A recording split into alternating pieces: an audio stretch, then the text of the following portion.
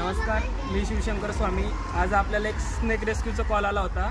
तर सांगताना त्यांनी आपल्याला सांगितलं की हा कॉमन क्रेट आहे, पण हा कॉमन क्रेट नसून हा कॉमन उल्फ स्नेक आहे। तर ह्याचा थोडाफार आकार आणि याचे अंगावरती जे पट्टे वगैरे असतात ते कॉमन क्रेट सारखे दिसतात, त्यामुळे थोडंसं लोकांचं कन्फ्युजन होतं। तर हा खूप बऱ्याच ठिकाणी सापडणारा साप आहे। म्हणजे याचा मुख्य आहार म्हणजे पाली वगैरे खातो, गांडूळ वगैरे खातो। तर त्यामुळे हा आपल्या मानवी वस्तीच म्हणजे जिथं कचऱ्याचं ठिकाण असेल किंवा आपले बाथरूम्स वगैरे असतात तिथं हा इझिली सापडतो।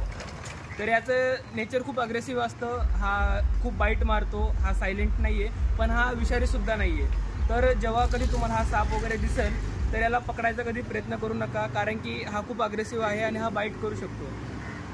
तुमच्या जवळील जे कोणी सर्पमित्र वगैरे असतील तर त्यांच्याशी तुम्ही कॉन्टॅक्ट करून त्यांना तुम्ही बोलून घेऊ शकता, ते त्यांना सेफली रेस्क्यू करून रिलीज करतील। थँक्यू।